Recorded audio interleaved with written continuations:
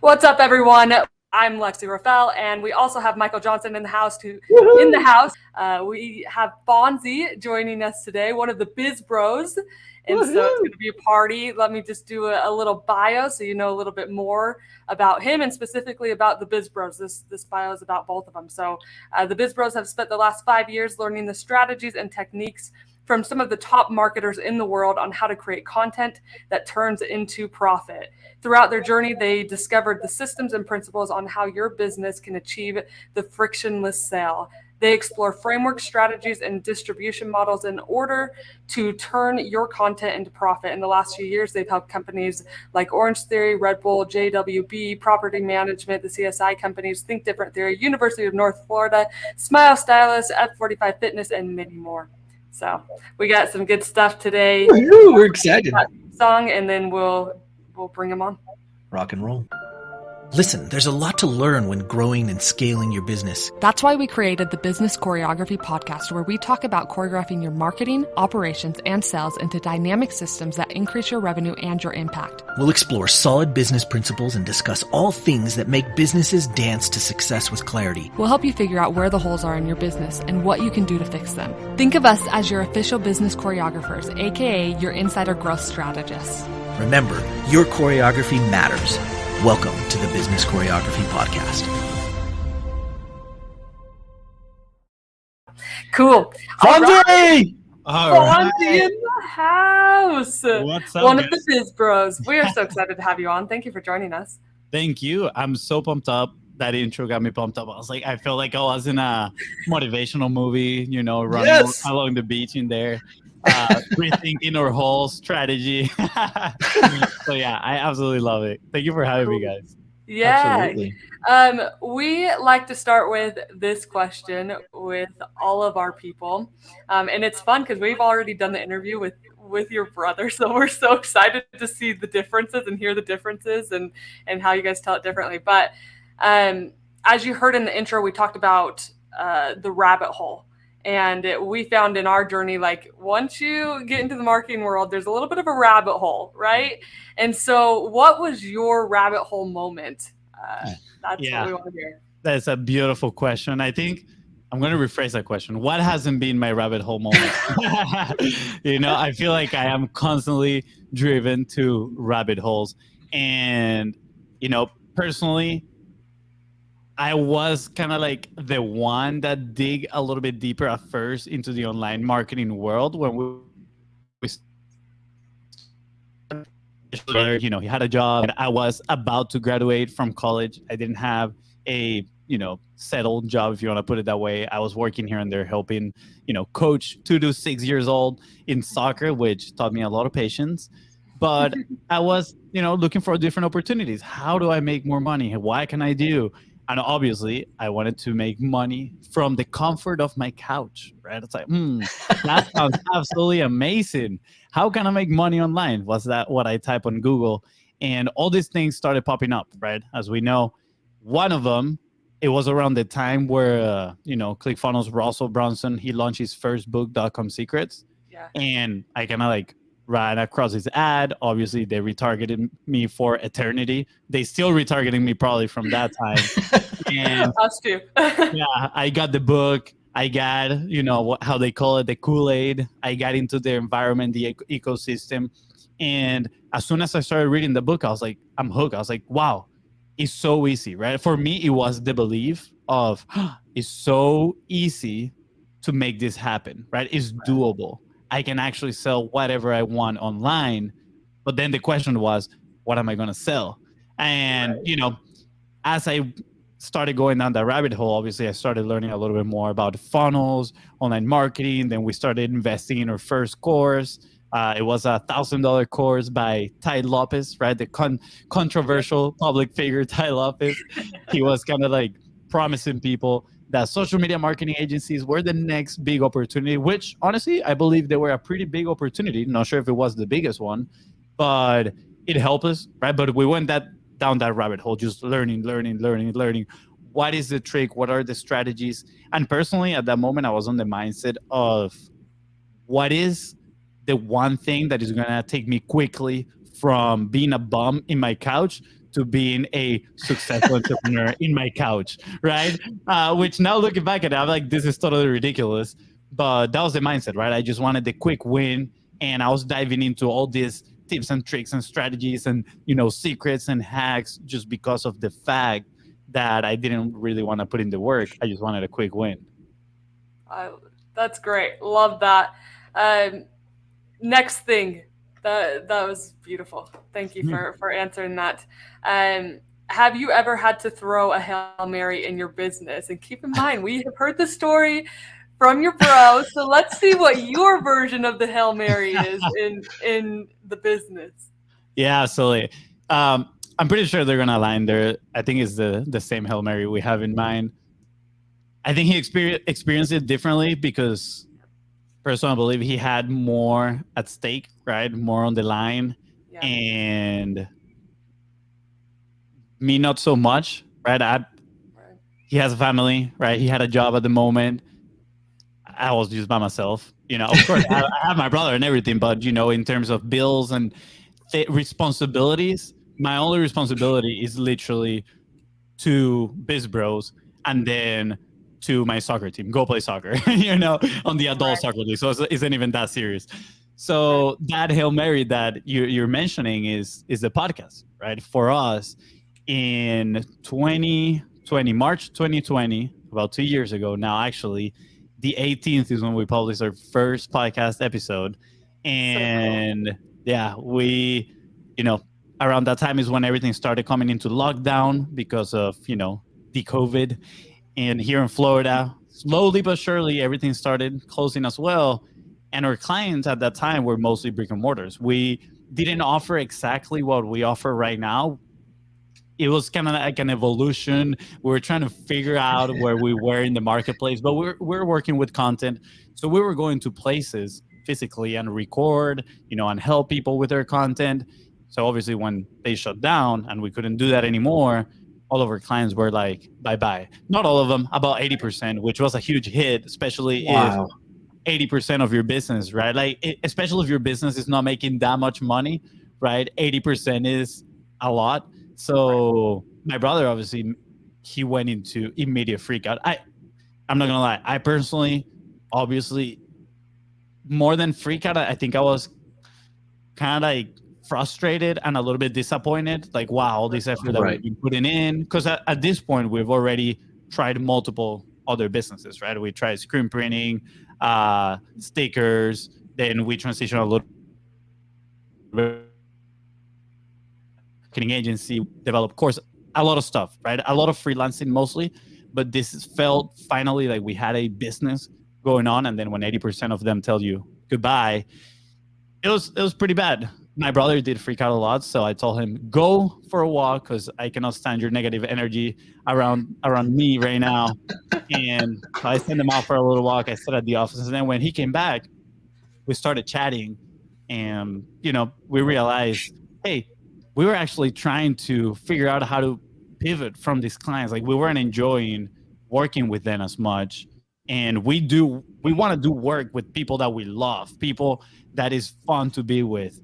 And that wasn't the occasion anymore. So what if we look at this as a positive opportunity instead of, sit down, which it's okay. It's okay to, feel your feelings, be with them for a while. But then instead of just sulking and being sad and negative right about it, look at the positive side. What is the positive side? There's always a positive side of things. And for us, it was, well, we got this capacity back, right? 80% of our time now is wide open. What are we going to do with it? And at the moment, one of our clients, actually our first client of the service that we do right now, he was doing about 3 podcasts a week. And we use him as an example. We're like, we've talked about doing a podcast for a while. We have the equipment. We actually invested in the equipment about a year ago. We recorded 5 episodes, never published them. What if we actually do it seriously right now? We do 3 episodes a week. And that was the start of it, right? Like, we literally sat down, started recording 3 episodes per week. 2 years later, we haven't stopped. Wow. Yeah. So and that right there is what changed everything for us. After that, we recovered the business. we managed to get more clients. We grew our team. Now it wasn't just my brother and I. Now we actually had an editor, designer, right, project manager. Like we grew thanks to having the platform and having a way to connect with other people. That's great. We obviously, the podcast is called Marketing Choreography. We talk a lot about systems and principles and marketing. And so the next question we have for you is, what's the marketing principle, if you can even narrow it down, right? Well, what's the one marketing principle that's kind of changed the course of your business? That's good. If we go back to the first question, right, that rabbit hole, I love everything digital marketing. First of all, like I love funnels, copywriting. I think it's a beautiful thing. The way it all works, how to, acquire customers, having your math right, that your funnels are working beautifully. We try that though, right? And I think there is a time and place for that. But us putting the focus there wasn't the right user of our resources. And we realized that we were trying to pretty much attach other people's house into our situation, right? And our circumstances.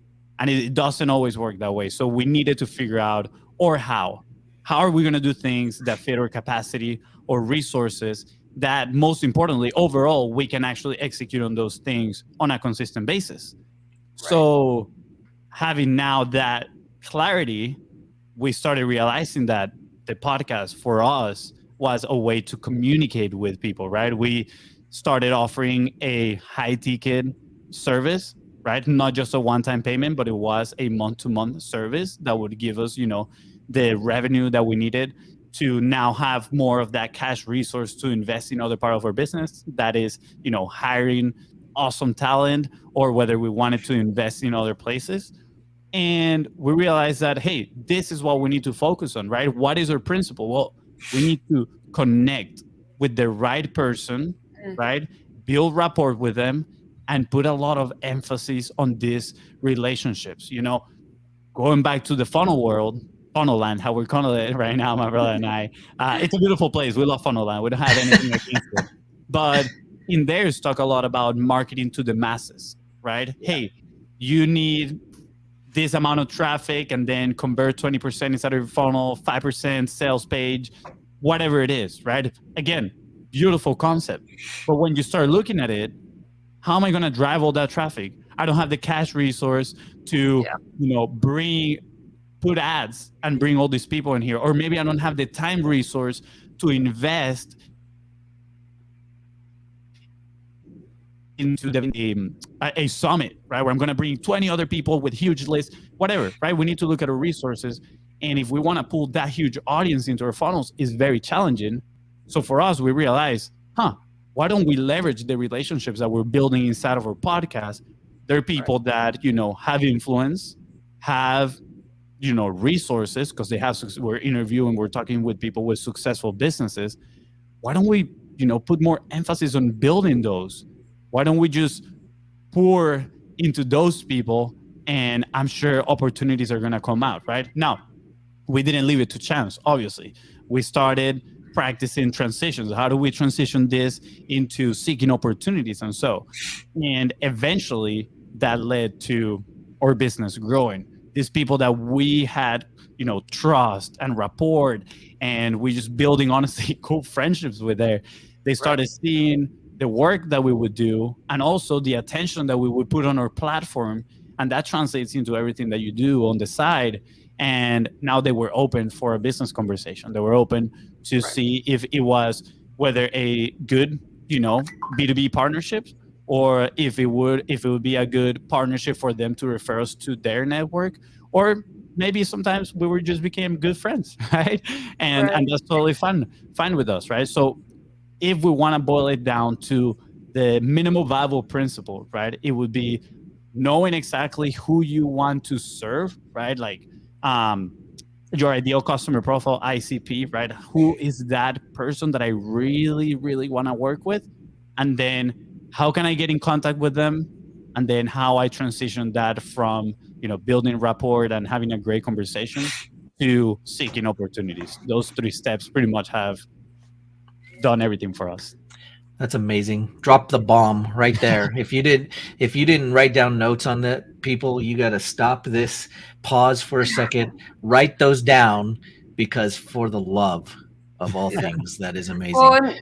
and I just love that you talked about how your how is different. You know, we love to talk about that inside of marketing choreography because, you know, you get in the way that you got in, and maybe it was through funnel land, right? Yep. And you see what's happening, and sometimes that's not the right solution, but you can take the principles from that, and you can go, this is the right thing for me right now. But the Exactly. principles are still there, right? So Yeah. I love that you talked about that. And you know, it's not like we'll never use funnels. Eventually, Right. when we get to the point where we can pour the resources, right, without stressing us to the point that it was doing it before, we're probably gonna do it, right? Right Right. now, we are focused on delivering a different type of service too. That, to be honest, it is easier to sell on a one-on-one conversational basis, right? Building relationship rather than through a funnel, right? Like, not many people are gonna buy a month-to-month $2,500 a month,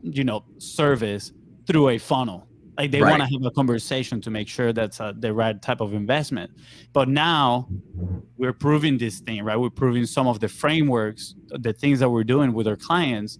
Guess what? Now we can package that and create a product, which eventually that we can sell through the funnel. So again, I think there's stages for it. It's not out of the picture. Eventually we'll go back into funnel land for sure. I mean, we're still very involved in funnel land. I'm not gonna lie. We love to go to the events and, chatting with people in the community. yeah. But in terms of execution, it's part of the journey. We just don't know when. Right. Yeah, no doubt.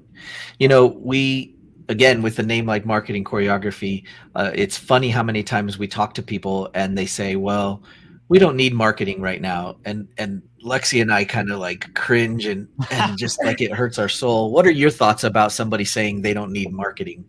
I would, if I would have a glove at that moment, I would, take it off one finger at a time and then slap him across the face with the glove. Honestly, when people say that, I'm like, well, I don't know what to think exactly, right? But there needs to be some level of education here. But I would probably start by asking them, why do you think you don't need marketing, right? And, we've been on that end of the stick where first thing they caught is marketing and they tell us, hey, goodbye. But then it's like, okay, what are you going to do? Are you just relying on, holding to the customers that you have? You think nobody's going to cancel? Like, how are you going to acquire new customers, right? How are you going to reach new people? Like and that is the thing. Not that we cut marketing, but because honestly, at this point, the marketing in our company is my brother and I. Like, we're the ones that are doing the whole marketing. We're in social media, we're present, right? But we've been on the end of the stick where we are so busy fulfilling and doing work for our clients that we neglect the marketing side of things. And there's no flow, there's no cash flow, there's no new clients coming in. And guess what? When some of the old clients leave, you're left with, wow, what am I going to do now? And you're rushing and you're stressed. You have a clean pipeline, shiny, no prospects in there. And now it's an issue because guess what? You need to bring cash flow. You need to bring new clients because guess what? You have payroll to pay. You have people now that are relying on you. So pipeline has to be consistent. You need to be driving new prospects all the time, having conversations all the time, whether you close them or not. Because at the end of the day, those conversations help you too in your messaging, right? Your whole marketing. So it does need to be a constant on your business. So I will start by asking them that, just like, why do you think you don't need marketing? And hopefully, as the conversation goes and asking them more questions, they start realizing themselves, wow, marketing is actually a must in the business, just as operations, right? Just as operations and your finance side of things, like you need sales and marketing. And if you're not doing that, your business is probably going down. Speaking of a segue, holy cow. It was like we planned it. You led us right to the next thing. I appreciate that. Tell me about it. I'm curious now. I'm like, what is it? We oftentimes teach a framework that we love in terms of marketing, because we believe, like you just so eloquently put, that marketing is your business. Everything in business is marketing. It's not just getting leads. It's also what's going on the inside to retain and ascend your customers. And it's also following the numbers and knowing the math, like you said earlier, and understanding that side of it. So we teach a concept called OLE. It stands for your operating system, your lead gen system, and your evaluation system. And we put them in that order because it's really great to have a lead gen system, but if you don't have an operating system that you have figured out your marketing for, then it doesn't do any good to pump leads into it. So you have to have your operating system first. You have to have your lead gen system, because if without customers, like you said, you're kind of hosed. And you have to have an evaluation system. So the whole next section here that we're going to ask you questions about are about those different systems. And so we just want to find out some more and share with people what you're doing inside of each of those systems. So in your operating system, at what point did you realize having a marketing system was more important than just running a one-time tactic? Yeah. I think since we got, again, indoctrinated in that marketing world, we always had the thought, right? Even though we neglected it sometimes, we always have the thought of marketing is necessary. Like, we need to have leads coming in. Yes, sometimes that wasn't represented with our actions, but the thought and the principle has always been there, right? Right. A lot of it, though, has evolved through action instead of, let me go get somebody's tactic and strategy. And I'm not gonna lie, sometimes I still fall for certain things, right? I'm scrolling through Instagram, Facebook, and I see somebody's ads, and it does sound very appealing. I'm like, wow, I wonder what that is. I'm very curious, and I want to learn other people's systems as well. Now I see it with a different mentality. I'm like, what can I learn here that I can potentially, include, apply in my business, or how can I tweak it in a way that works with us based on our capacity and resources? But at the end of the day, for us, it was a matter of taking action, right? As we were taking action, as we started, when we started the podcast, for us, our idea was we're going to monetize somehow the podcast. We have no idea how. Right. At first, it was actually kind of, let's see if we can get people into our funnel, right, through the podcast. And then we realized like 10 people were listening at first. We're like, well, that plan is out the window. Let's see what else we're going to do. And then it wasn't actually until episode 20 that we decided to start bringing guests. And it wasn't until episode like 50 or 60 that we realized that actually the people that we were bringing were like perfect customers for us, that they were the perfect profile. So it started evolving through action for us, right? And those systems started to develop. Same with the operational system, right? As we started, we had a promise. We're like, hey, we can do this. But then as it grew, we needed to get a little bit more organized, and we started building those processes. Okay, this is how we're going to do here. This is how we're going to do on this other stage. And then this is how we're going to manage our team, right? And we started, we read some books. For example, EOS is very famous in the entrepreneurial community. And, we implemented daily huddles, L10 meetings inside of our business. But again, it's been very organic, that evolution on processes inside of our business.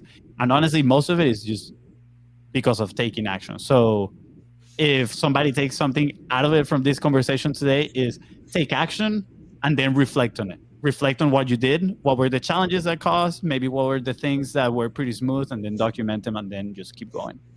Love that. Yeah. When you started the podcast, did you know what that core product was going to be, or was it just discovery?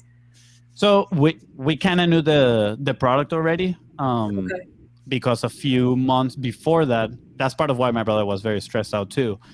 We made a pretty big investment, right? And I say we, but if I'm being honest, it was mostly my brother, because I think it was like 5 months before that, my brother quit his job, right? 5 months before that, he said, this is it. I'm going to go full time with BIZBROS.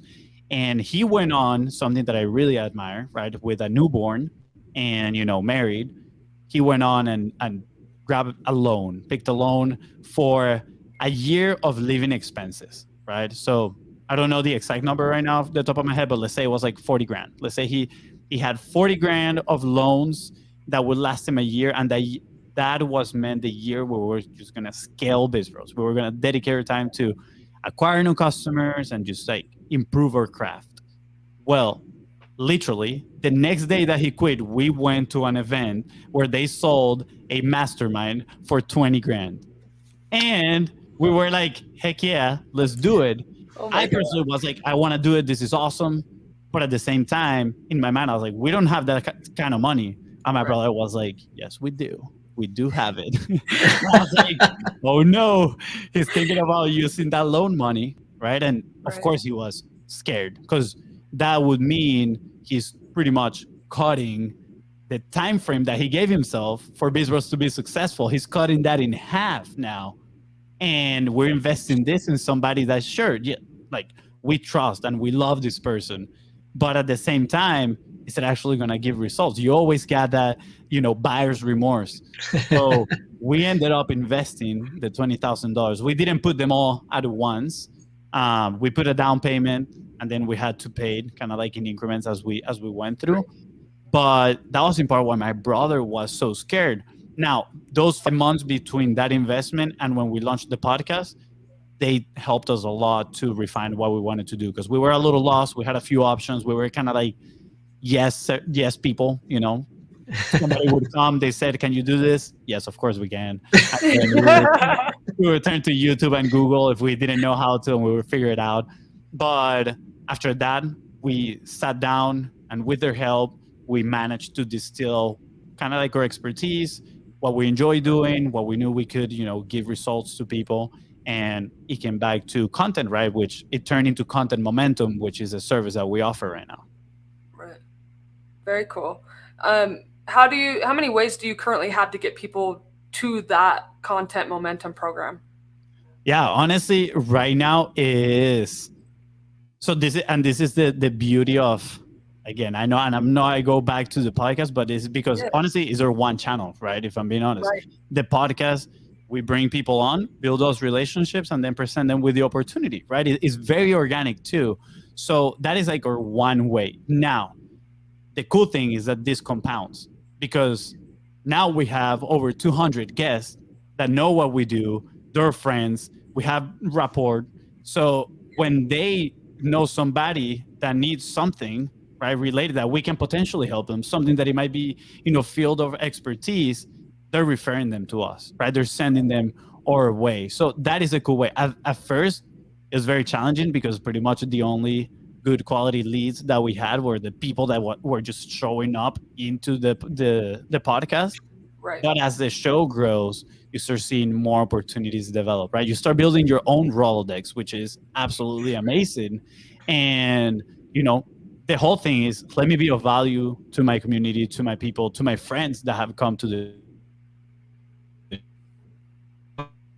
and you can call it passive, relying in the law of reciprocity a little bit, but these people like you, these people trust you, they know what you do, and that's the key part. You need to tell them exactly what you do, and they need to be clear on that, and you need to let them know too that you're searching for opportunities. Hey, we're looking for opportunities. If you know anybody on your network, that might want some help with content, guess what? Send them our way, and then we can help them out. But yeah, that is pretty much like our only way. We have done a 45 live challenge, which is kind of like going live on Facebook for 45 days in a row. We've done things here and there. We go online. We do outreach. I'm not gonna lie. I think that we started implementing that not too long ago, just kind of like outbound, and it has been great too, because that just presents you with more opportunities. So again, we always look at it under the lens of, does this fit our capacity and resources? Yes, let's give it a try. No, maybe let's put it on the side, and then we'll come back to it. Right. Awesome. I like that. I love that you go back to the resources. That's so huge. Like, people sometimes don't think about what their resources are, and then they just try to do all these things without analyzing that. So yeah, such an important lesson. Absolutely. And it's funny how we got into kind of like that epiphany, which was, we were trying to publish a lot. We actually tried to sell our service to a local business here, and they were like, this is awesome, this looks amazing, guys, but where's your stuff? And we're like, ooh. It felt like, I don't know, Muhammad Ali just hitting a 1-2, jab, and they were like, man, this is awful, because we didn't publish at all, right? So we're selling smoke, if you want to put it that way. And after that conversation, we were like, okay, we need to start publishing. We need to start creating content. What are we going to do? So we decided to, at first, try the Gary Vee method. Let's just be everywhere at all times and create massively. And that's what managed at the end, after reflecting in a conversation with Catherine Jones. I'm not sure if people might be familiar with her. We were talking to her, and this concept that we call the publishing pyramid came out. Yeah. And at the top of it is resources, right? So we were trying to execute with the resources that we didn't have, at a level of resources that we didn't have, right? Gary Vee has a team, editors, right? I think he shared the number once. He spent about 20 grand a month on content, just some organic content. We were trying to operate as a 20 grand team, just my brother and I. We were meant to fail, right? So when we started analyzing and just, reflecting on our experience, we realized that we shouldn't start with the resources there. So we went all the way back down and rebuilt that pyramid, which goes message, consistency, then we measure our capacity, and then what are the resources that we can drop into all that. And eventually those resources grow. You can pour more into that growth. That's awesome. You mentioned that your primary source of leads was really the podcast, and that's your main channel. Do you guys run any ads or hire out to run any ads, or not yet? No, we don't run any ads. Again, that's awesome. In the future, we probably will. There's actually a cool news. I cannot share it. We're actually sharing it for the first time in an hour. So that we have like a special stream coming up. We can have 8 people coming to the show, and it's because it's a special occasion. First, we're turning 2 years. Content is Profit is turning 2 years, which is crazy to think about, because I don't feel like, besides soccer, we haven't stuck to anything for that long. Well, I gotta rephrase that. My brother has been married for longer than 2 years, and I've had my girlfriend for longer than 2 years. So they'll be happy to hear that. But besides that, right, is those 2 years of consistency allowed us to have an incredible opportunity, which we're going to be revealing. And, the ads thing and spend and all these things might change a little bit due to that opportunity that's coming. What's the best lead magnet you guys have ever built? I mean, the ones that we keep referring people to is just, we call it the minimal viable content, MVC. So it sounds pretty self-explanatory, right? Minimal viable content. How can I publish with the minimal amount of effort? And that came out from that conversation as well that we had with that one business. Yeah. Because after we realized that we couldn't operate at the level of those resources that we didn't have, we started asking ourselves, okay, how can we came across the minimal viable content? And it was kind of funny. Sometimes the universe has a way of putting things in front of you. Because I remember sitting down, and sometimes I just get lost in my mind. And I was thinking wow, growing up, my dad used to call me lazy a lot, right? I would be sitting down, and instead of maybe getting up and dropping the trash inside of the trash, I would just throw it. And then if I miss, my dad would be like, "You're so lazy. Lazy people work double, right? Get up and put it in there." So I don't know why I started thinking on that, and I was like, actually, being lazy at that part, being lazy doesn't mean that I have to work double, because if I miss, I just had to get up once, right? It didn't mean I wasn't making the trip twice.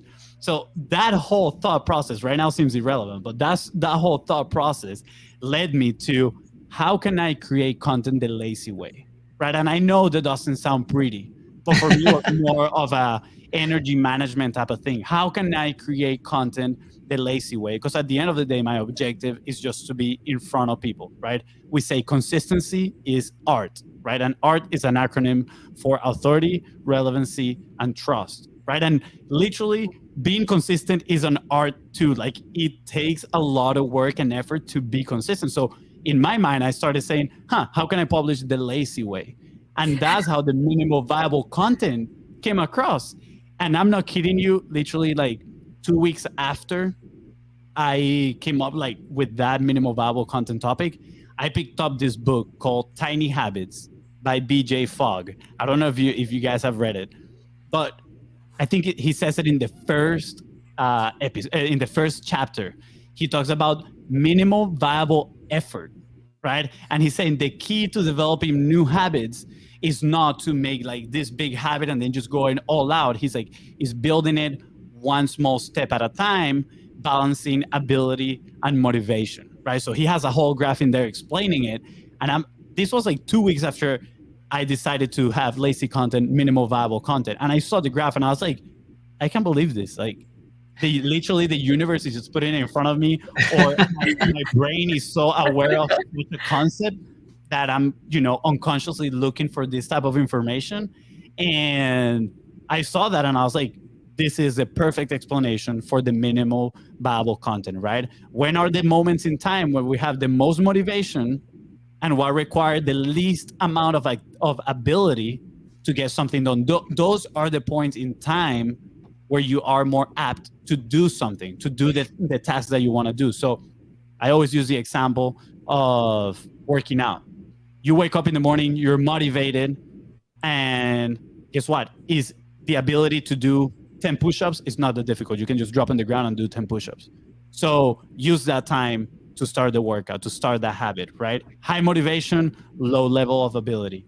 Now, with content, it would be something, okay, what part of the day am I motivated? Or the moments that you find inspiration. We all have those moments where like, oh, that'll be such a good piece of content, right? And then the least amount of ability. We try to overcomplicate it. We're like, yeah, let me edit this, let me record, and then edit, and then put all these graphics on top. No, like you have Facebook Live that you press one button and you talk, and really doesn't require any sort of ability, and it's already out in the world and you already publish, right? So that is the essence of the minimal viable content. And I know I just went on a full-on tangent sharing the story. I always find it so interesting how that thing came to us, and yeah, we still use it. We teach it in our programs, and with our clients, we're always like minimal viable content, minimal viable content. Can people still get that lead magnet? Yeah, I think if you go to contentisprofit.com, should be on there right now. If you go and it's not in there, just send me a message, because we might be changing the page for the special stream that we have right now. Okay. We're doing kind of like a giveaway type of stuff, but it's usually there in contentisprofit.com. Cool. Awesome. Cool. Okay, let's move on to the evaluation side of things. We love to find out what numbers you are tracking in your business. It's fun, and it's fun for the audience to hear that as well and start to go, oh, I should be tracking numbers, right? So What numbers do you guys track daily? Yeah, absolutely. So I'm going to be honest. We don't do that good of a job in that. We do it more on a weekly basis. We don't track them daily. Weekly's good. Yeah. Okay. But honestly, is cash flow in, cash flow out, right? Like, what are we spending on? What are we getting in? If I'm being honest, just because we don't have too much of ad spend and stuff like that, or a lot of our, again, our strategy is very organic. Hey, let's reach out to these people and whatnot. So, or we work a lot on referrals. So lately, at least what I've been focusing more on is kind of like the economics of the business, right? Like, okay, do we need to increase our prices? Do we need to this? So it makes sense what we're doing on the back end. But yeah, the number that we're tracking mostly is revenue. There was a time where we were tracking email opt-ins. We haven't done that in a while, if I'm being honest. Yeah. Now we're going to have to start tracking, because of the special news. We're going to have to be tracking a lot of podcast downloads, right? And that might be a hint to what is coming to our podcast. Yeah, we're going to have to start tracking a lot of podcast downloads. And we're probably going to bring somebody into the team that is going to start doing a little bit more outbound in the podcasting side of things. So getting us on other people's shows. So if you're listening to this and you need a guest, send me and yeah, well, my brother on his side, he's the one that's in charge more of the outbound, outreach. So he tracks that, but we don't really share that much between us, which we probably should. I'm more in charge a little bit right now of the operational side of things. So I'm dealing more with our team, the content that we're delivering to our clients and all that stuff. Right. Is he more of the numbers person? He definitely is more of the numbers person too. Yeah, I'm more on the creative side. He is the number guy, number 1%, and I'm sure his answer was way better than mine. I mean, he did give us a few more numbers that are being tracked. Yeah, you can tell, like, wow, this guy knows nothing about the business. Not true. Yeah. All right, Michael, what other questions do you have? Well, I think we went through what we were hoping to glean from you, but we're so excited and privileged that you could take some time out. We know you guys are doing some incredible things. And in light of that, we wanted to be able to share with our audience the things that you are doing that are incredible. And so what, and it'll be fun because we get to hear from your side. You said you're the dreamer, a bit more of the dreamer in it. And so we want to hear what it is that our audience could get from you. How can they find you? How can they get to you? What can they do with you? And what's the best way for them to get involved? Awesome. Thank you so much, man. My dream, and I've been thinking this about it a lot, but we started just as a multi-purposing, company where we get all the people's podcasts and then we just turn that into multiple content. But the more I think, the more I get involved, and the more we talk with our clients and the people that we're helping, I personally want to be the best B2B content agency, right? Like, we just want to help people have the best top of funnel content and help them be consistent. Because at the end of the day, that's what we've noticed, is that most people are just lacking that consistency. And guess what? Consistency is about having accountability around you. Of course, you need to create the content, but that is not the difficult part. Like, we know everybody's capable of jumping in front of a camera. Most people that have a somewhat established business, they know the problems they're solving, the solutions that they have, they can voice them, they can, they have their positioning. Like, they have the message, but they lack the consistency because of post-production X, Y, and Z processes, right? We bring that to the table to help people, and we hold them accountable. So that is what we're working on right now with our clients. We started, actually, when they don't send us content, we're like, hey, dude, let's jump on a call. We're going to record content together. So we're doing the research for them. We are helping them with the recordings. We're doing the post-production, everything. So I'm very excited to where we're taking this to. If you guys want to know more about that, you can go to contentmomentum.com. The best way to get in contact with us, honestly, is through Instagram. We're always there. So my personal one is Luis Camejo V. It's a little bit complicated, so you might just want to search for BIZBROS and just send us a message in there. We'll answer. And if you want, just let us know that you come from this podcast. And of course, we'll give you the special treatment. Special treatment. Of course, don't forget they have a podcast. And you got to check that out as well, because they are awesome. It's a lot of fun, and they share with you some incredible guests and incredible content. So make sure you check out their podcast as well. Lexi, you want to? Thanks, Mike. Appreciate it. Yeah, absolutely. Of course. There's so much more to their story. You guys gotta dig in. Yeah, you gotta go follow them. We love the BIZBROS. We're so grateful for the friendship that we have gained with the BIZBROS. Yes. And thank you so much for being here on the show. And guys, you got to go check them out. We love them. You got to go find their podcast as well and be friends with the BIZBROS. So thank you so much for being here. You, and everybody have a great day. Thanks for listening to the show. Peace out. Bye. Thank you. Thanks for joining us today. Want more business choreography? Check out our website at bizchoreo.com to find out more. And find out how the choreography for your marketing, operations, and sales can raise your revenue and create more impact. Remember, every business needs choreography.